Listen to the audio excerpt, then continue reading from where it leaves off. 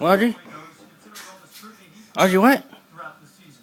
David Aldridge caught up with the Heat head coach.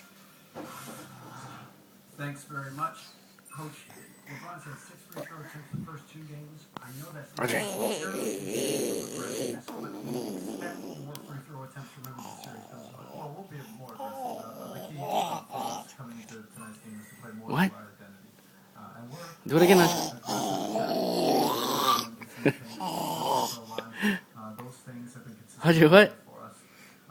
And we got a look away from it a little Audrey. bit last game, but at the same time, we have to read the game. And Audrey. it's also dependent on how they play us, and we have guys that can step in and make open threes when needed.